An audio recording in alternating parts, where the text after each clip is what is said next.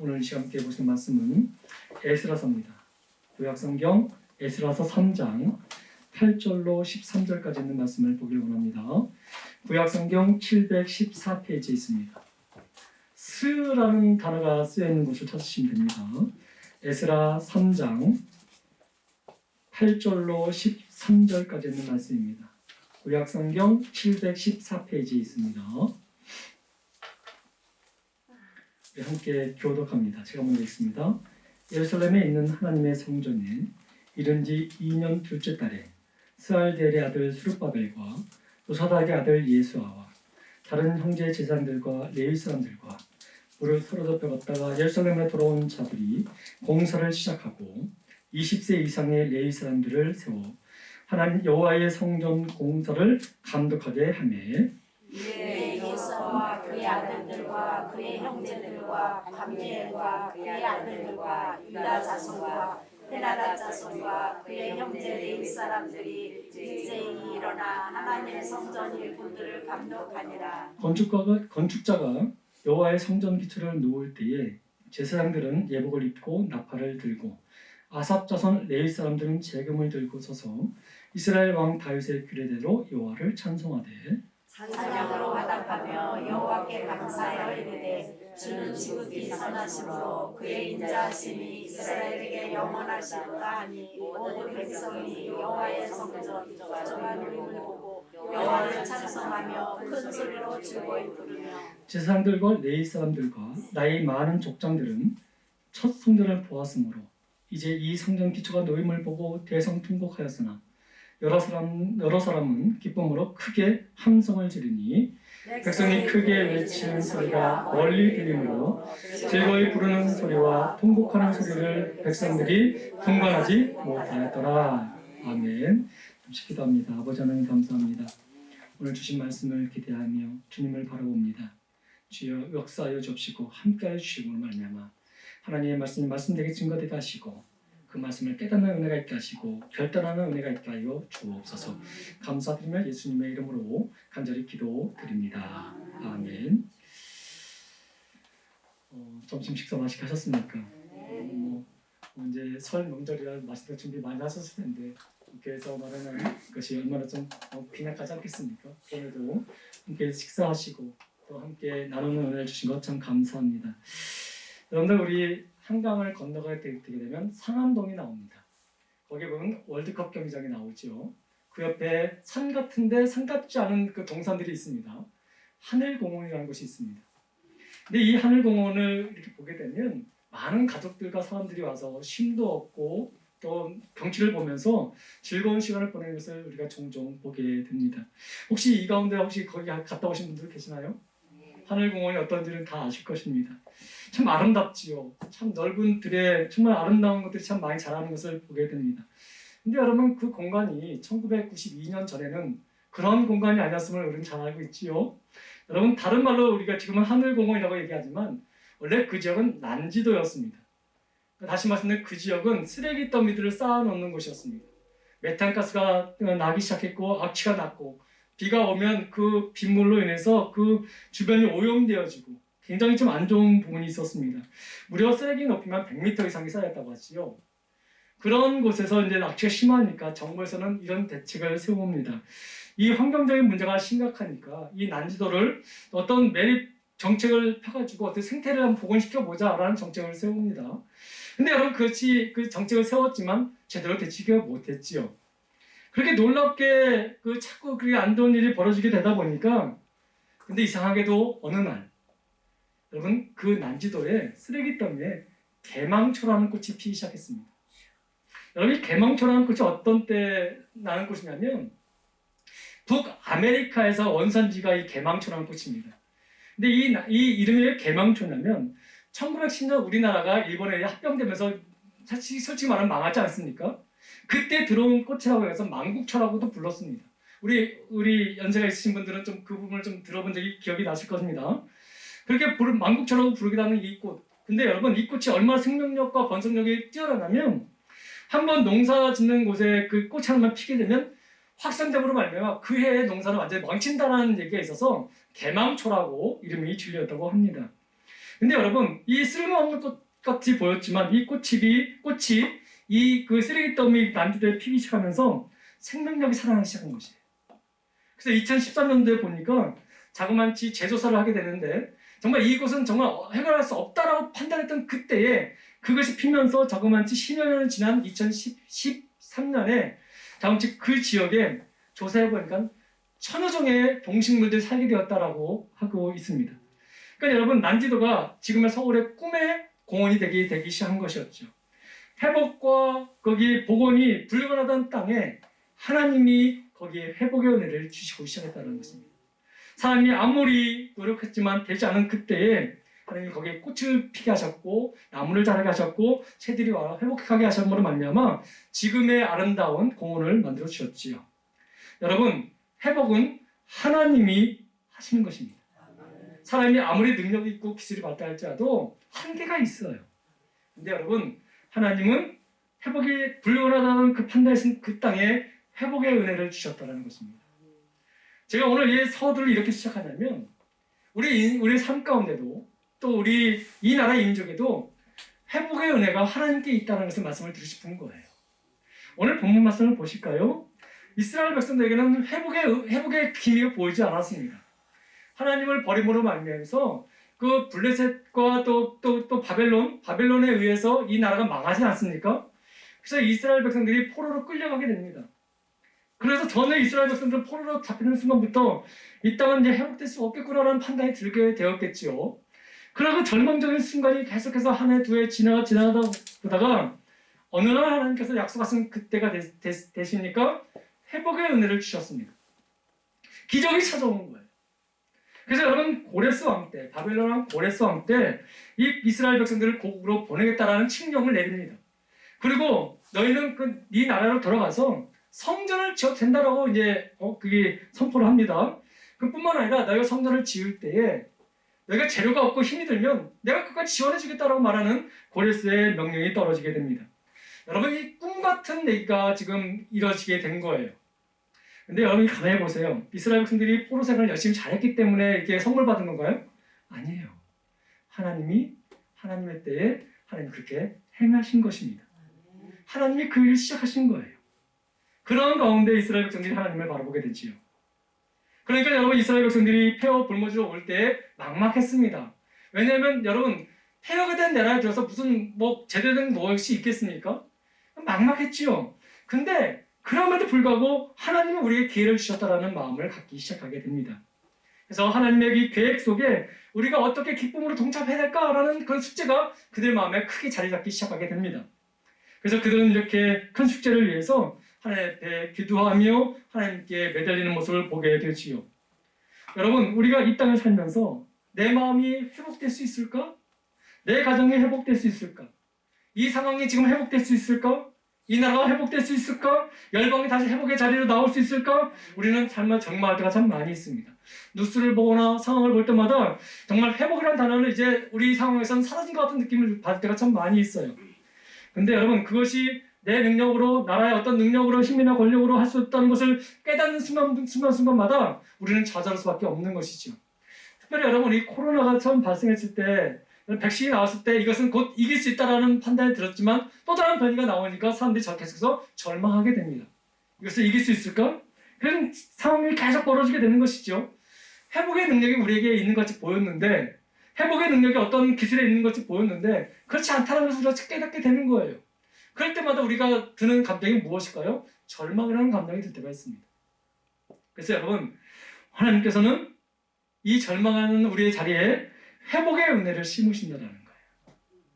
여러분, 회복의 시작은 우리의 능력에 있지 않습니다. 바로 하나님께 있습니다.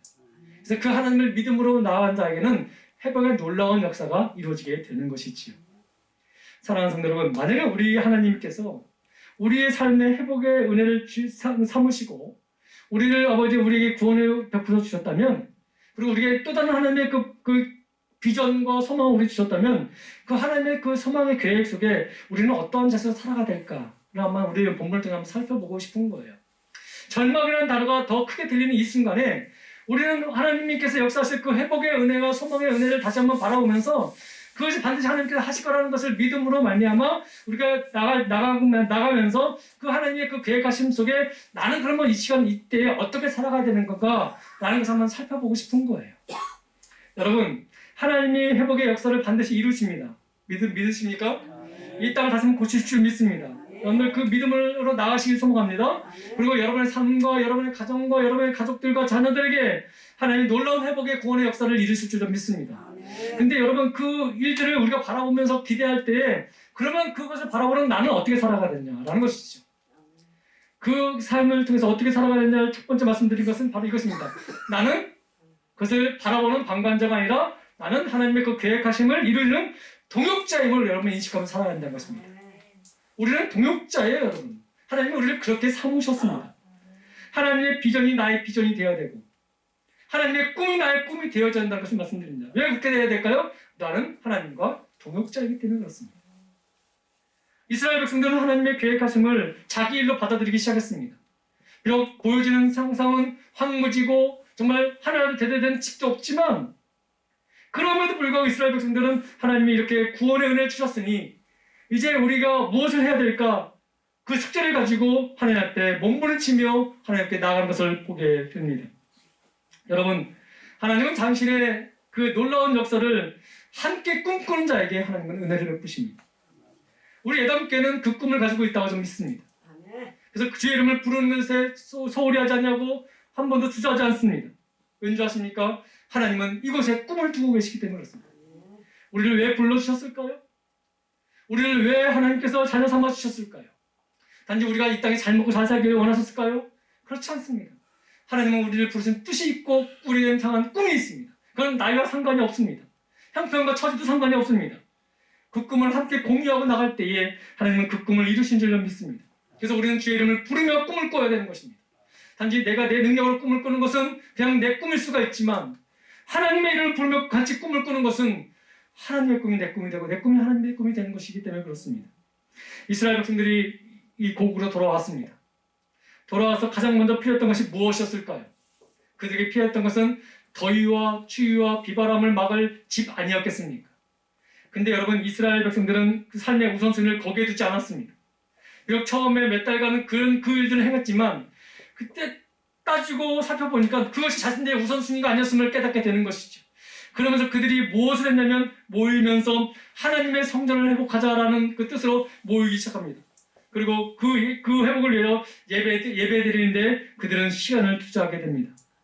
왜냐하면 그들이 그렇게 할 수 있었던 이유가 무엇이냐면 하나님이 그 이방 땅에서 우리를 다시 보내주신 이유가 하나님의 나라를 회복시키시고 하나님의 저를 회복시키시는 그 사명이 있었다는 것을 이들이 깨닫기 시작했던 거예요.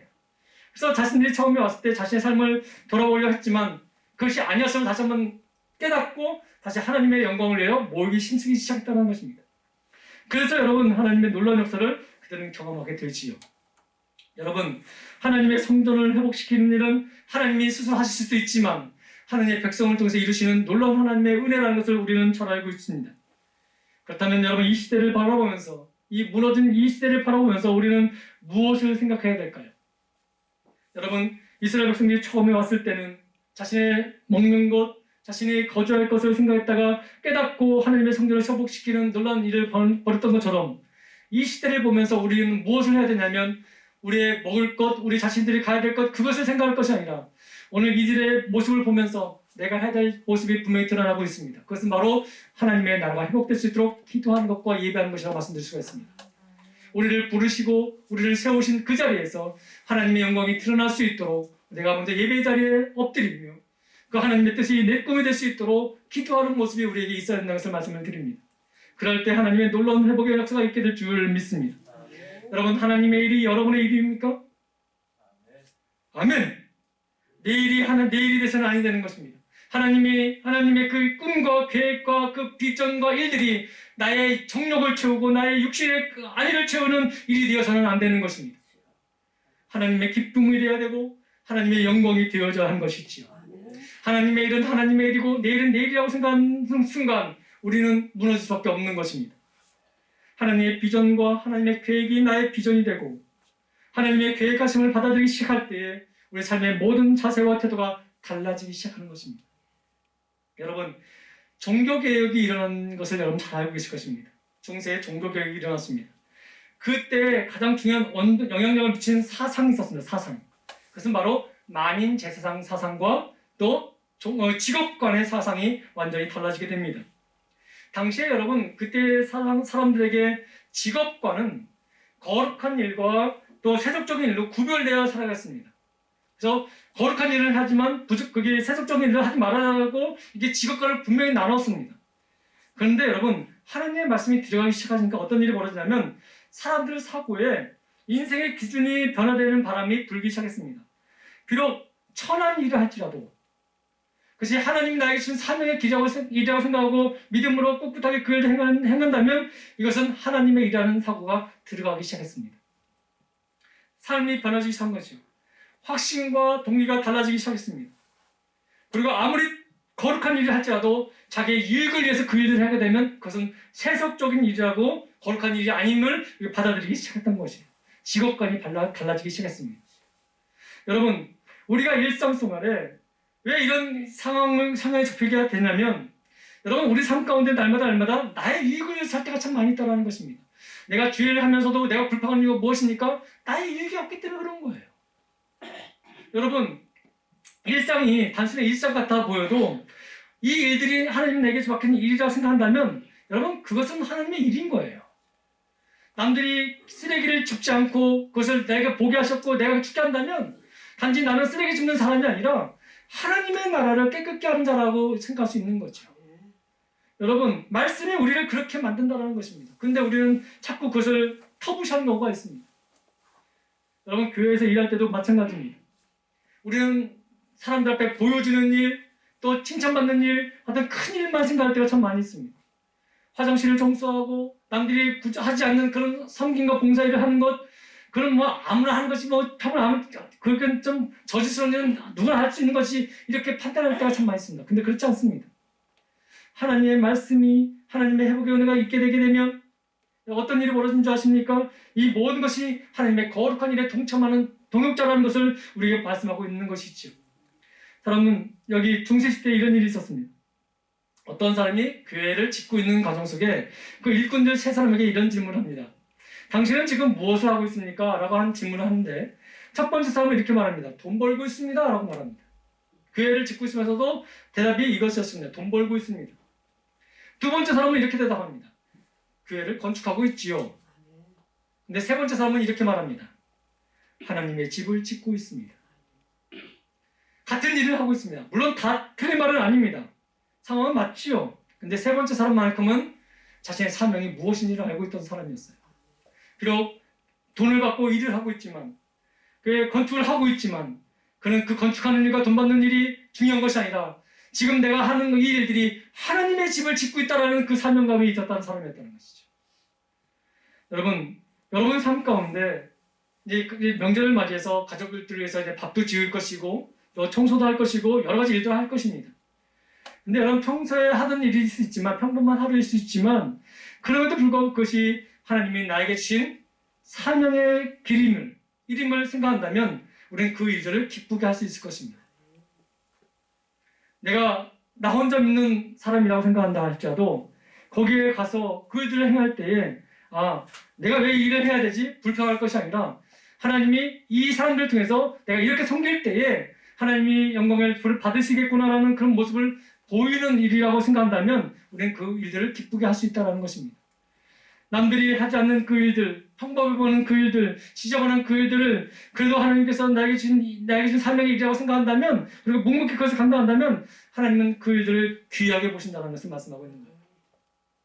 이것이 바로 하나님의 일이기 때문에 그렇습니다. 아무리 하나님의 일을 한다 하면서도 불평하고 원망하고 자기 자신이 들어가지 않으면 언제든지 포기하는 그런 것들은 거룩한 일이 아니라 그런 하나님의 일들을 세속화하는 것과 마찬가지라고 말씀드릴 수가 있는 것이죠. 이스라엘 백성들은 그런 일들을 행하기 시작합니다. 비록 더럽고 추한 일을 할지라도 먼저 하나님의 말씀에 순종하며 그 일들을 행하기 시작합니다. 그리고 그 일들이 하나님의 일이라는 자부심을 가지고 그 일들을 행하기 시작합니다. 이스라엘 백성들은 하나님의 구원을 이루기 위하여, 구원의 계획 속에 함께 동참하기 위하여 그 일들을 참여하며 자기의 의와 자기의 뜻과 자기의 경험과 자기의 지혜로 하는 것이 아니라 하나님의 말씀대로 하기 시작합니다. 그 일들에는 물론 지휘고마다 여러 가지 일들이 다르겠지요.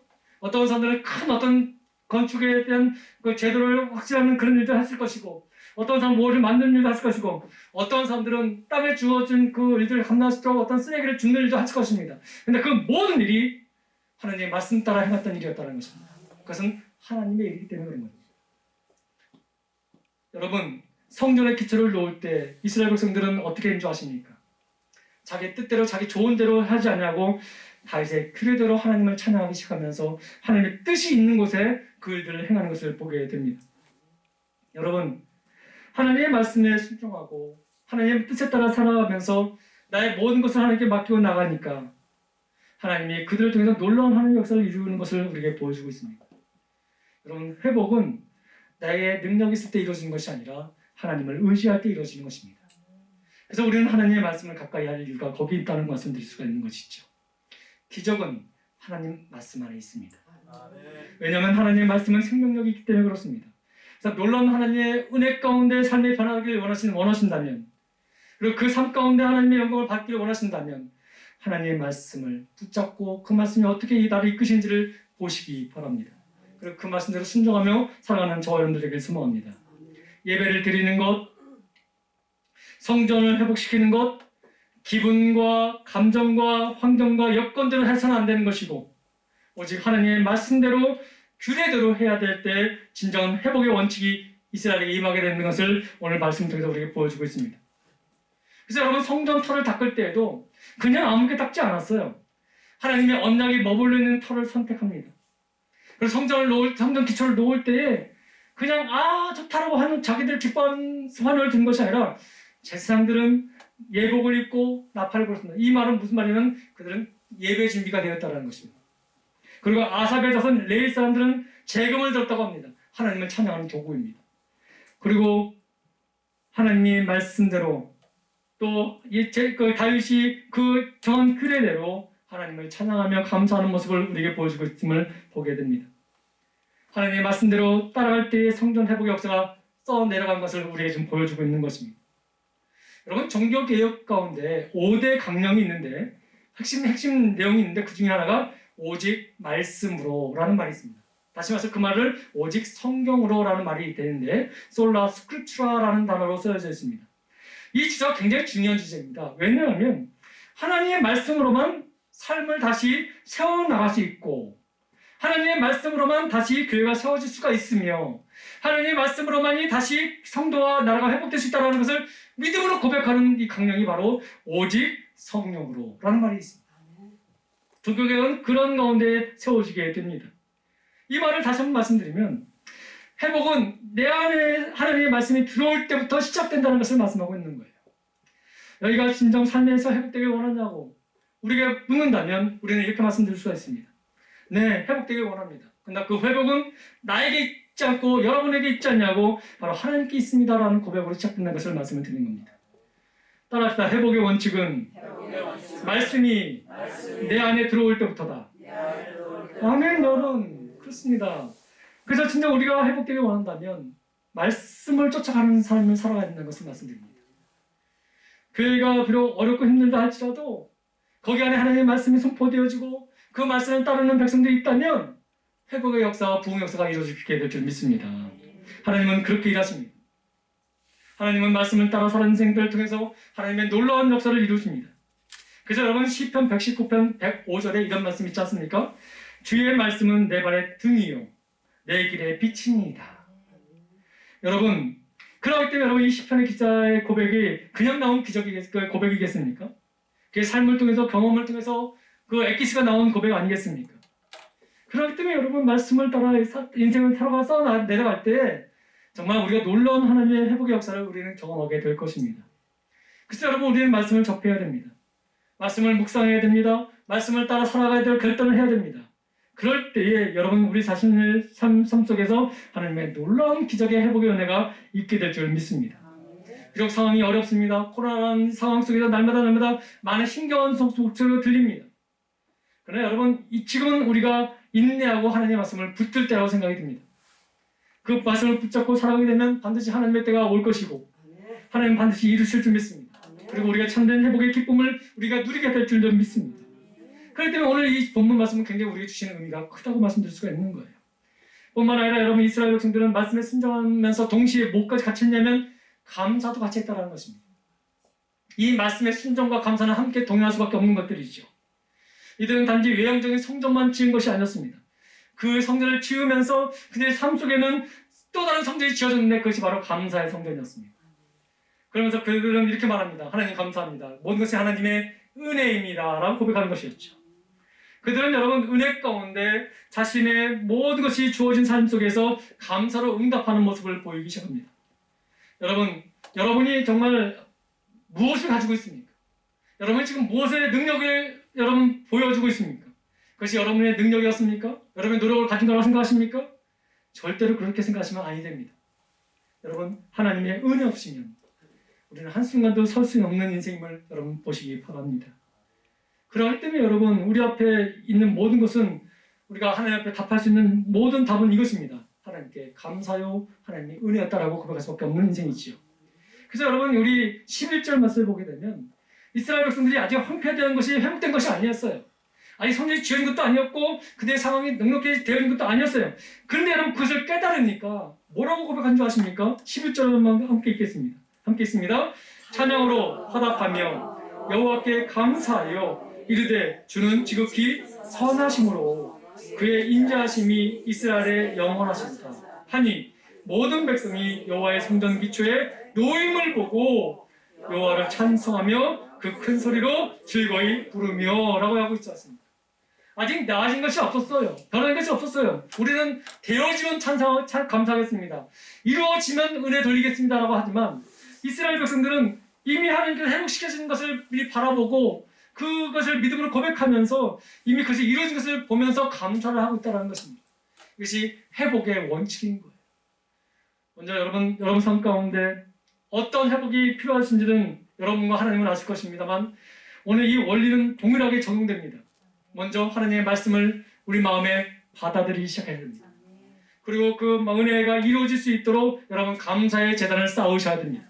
그리고 그것이 모든 것이 하나님의 은혜였음을 고백하며 나아가야 됩니다. 그러면 여러분 놀라운 하나님의 역사가 이루어진 것을 여러분들은 보게 될 것입니다.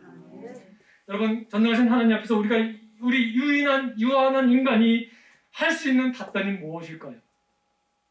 그것은 바로 하나님 공로 없는 저를 사용해 주신 하나님께 감사합니다 외에는 없습니다. 죽을 수밖에 없는 나를 이렇게 하나님의 백성을 삼으시고 하나님을 아버지라 부를 수 있게 하시고 인생의 여정 가운데 많은 환난과 여러 가지 있었지만 그런 지금까지 인도하신 하나님 은혜 정말 저는 고백할 수밖에 없는 인생입니다 라고 감사드릴 것 외에는 없지 않습니까? 여러분 하나님이 너희는 어떻게 살고 왔냐라고 했을 때 또 사람들이 여러분은 어떤 인생을 살았습니까? 했을 때 여러분 뭐라고 대답하시겠습니까? 나는 힘든 삶을 살았습니다 라고 끝날 것입니까? 여러분 모든 것이 하나님의 은혜였습니다 라는 고백밖에 할 수 없겠는 우리 인생 아니겠습니까? 여러분 비록 아픔도 겪었고 병도 들었고 가진 것도 부족한 상황이 계속해서 이루어지고 있는 상황이지만 그런 상황 속에서 남들은 그런 상황이면 절망할 수밖에 없는데 그래도 우리가 이렇게 하나님을 바라보며 예배하며 하나님 아멘 아멘 하며 주의 말씀을 합답하는 이거 무엇입니까? 그것이 하나님의 은혜인 것을 우리가 알기 때문에 그런 거 아니겠습니까? 여러분 하나님은 우리를 인도하실 줄 믿습니다. 회복시켜 줄 줄 믿습니다. 하나님께 소망이 있습니다. 그래서 여러분 하나님을 바라보십시오. 나의 진정한 소망과 나의 진정한 구원의 기쁨은 어디서 있을까요? 물질에 있는 것도 아니고 어떤 상황이 나아진 것에 있는 것이 아니라 이 나라가 복지를 잘해서 내 삶에 소망이 생기는 것이 아니라 하나님의 은혜가 있기 때문에 내게 소망이 있는 거예요. 여러분 그 하나님을 바라보시기 바랍니다. 본질상 진노의 자식이었던 우리 아니었습니까? 본질상 죽을 수밖에 없는 인생이 아니었습니까? 그런 우리에게 찾아오셔서 소망을 주신 하나님 예수 그리스도의 그 이름을 통해서 우리가 다시 회복받고 살아날 수 있게 하신 하나님 그 은혜 때문에 지금 우리가 살고 있는 거 아니겠습니까? 여러분 때로 힘들고 어려운 일을 만난다 할지라도 모든 것이 하나님의 은혜라는 것을 여러분 고백할 수 있게 간절히 소망합니다. 여러분 그 가운데 소망이 있습니다. 오직 예수를 바라보는 자 하나님의 말씀을 붙드는 자에게 참된 소망이 있습니다. 그 소망을 붙든 자는 고백은 이것밖에 나올 수가 없는 것이죠. 모든 것이 하나님의 은혜였습니다. 그래서 여러분 종교개혁의 또 다른 핵심이 이것이었습니다. 오직 하나님의 은혜라고요. 여러분 그러기 전까지는 인간의 의무로 인간의 어떤 의로 노력하면 하나님의 그 나라에 갈 수 있다라고 생각했던 상황이었습니다. 근데 종교개혁 이후에 어떤 삶이 인간에게 고백으로 바뀐 줄 아십니까? 모든 것이 하나님의 은혜 없이는 살 수 없다는 것을 깨닫게 되는 것이지요. 그러면서 하나님의 말씀을 보면서 무엇을 깨닫냐면 오직 하나님의 말씀에는 오직 우리를 향한 하나님의 은혜만 있었다는 것을 깨닫게 되기 시작하는 거예요. 그래서 여러분 말씀을 붙잡고 살아가는 인생들은 하나님의 은혜를 경험하게 될 것이고 그 은혜가 나의 삶의 가장 중요한 에너지임을 여러분 고백하게 되는 것이지요.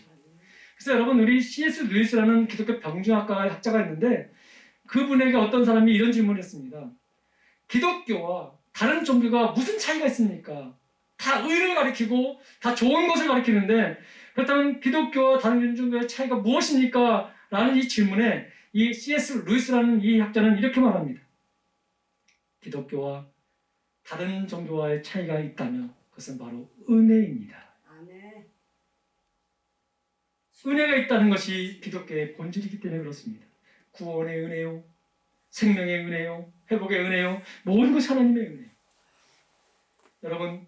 여러분의 삶을 한번 돌이켜보시기 바랍니다.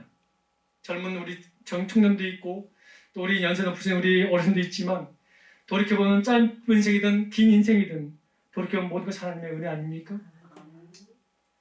여러분 제가 난지도의 이야기로 서두를 시작하면서 이 설교를 시작했습니다.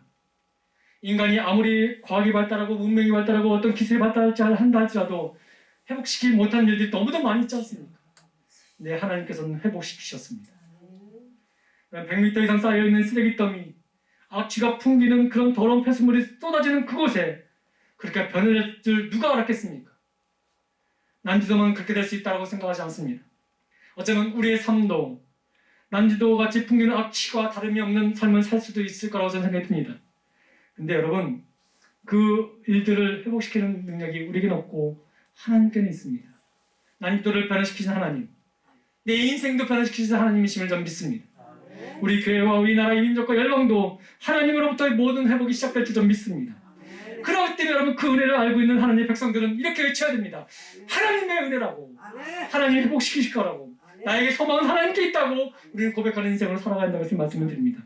순간순간 사단이 우리 마음을 무너뜨리기 위한 절망과 아픔과 두려움을 우리에게 준다 할지라도 때로는 억울함 속에 우리가 눈물을 흘리게 만다 할지라도 여러분 그거에 속지 마시고 하나님의 계획하심을 바라보면서 지금 내가 버티고 이 일들을 행하는 모든 것이 하나님의 나라를 위한 것임을 하나님의 영광을 위한 것임을 이런 믿음으로 고백하면서 하나님께 감사하며 나가는 저와 여러분들 되길 소망합니다.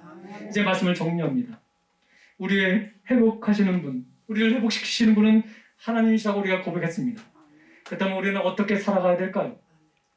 이사야서 51장 3절에 그와 같은 그림을 우리에게 보여주고 있는데 이렇게 고백하고 있습니다. 우리 한번 볼까요?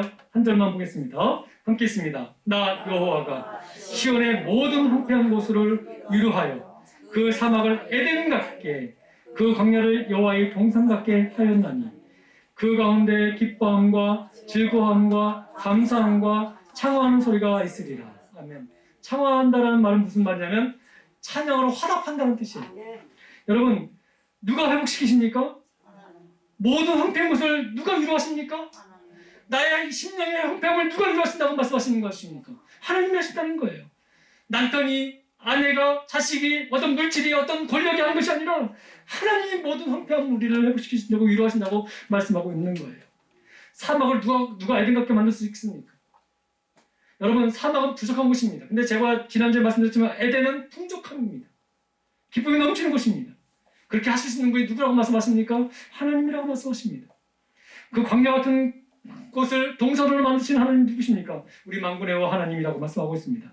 하나님이 그렇게 만드시고 난 다음에 거기는 어떤 일이 있습니까? 여러분 황폐한 곳과 사막과 광야는 슬픔과 아픔과 절망만 있을 뿐만인데 하나님이 그것을 변화해서 위로를 받는 것 에덴 같게 하시고 동산 같게 하신 그때에 어떤 일이 벌어진 줄 아십니까?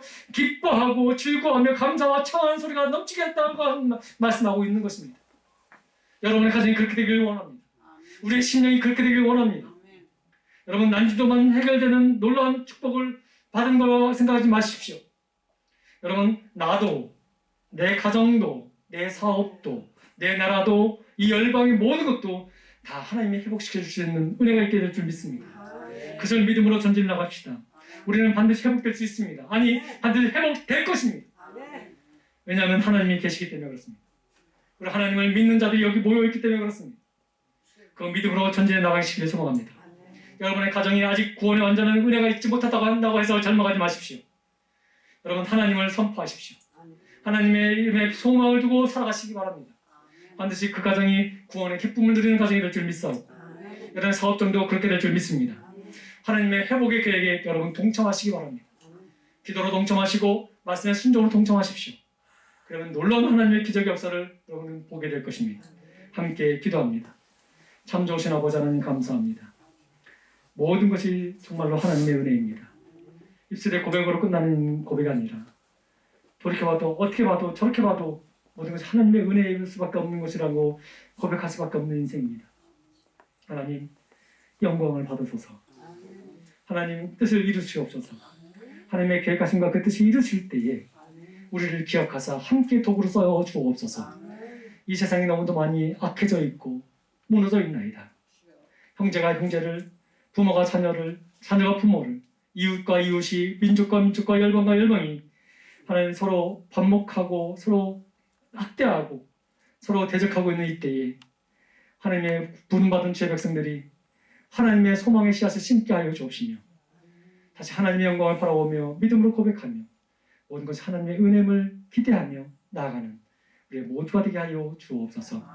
이 모든 것들이 우리 심령에서 먼저 시작되게 하여 주옵시고 예담의 교회를 통해서 먼저 이루어지게 하여 주셔서 이 지역이 달로달로 기쁨으로 충만한 은혜의 동산이 되게 하여 주옵소서. 성도들의 가정과 저들의 삶에도 은혜의 동산이 세워지게 하여 주옵시고 믿음으로 고백되는 놀라운 역사가 있게 하여 주옵소서. 감사드리며 예수님의 이름으로 간절히 기도드립니다. 아멘.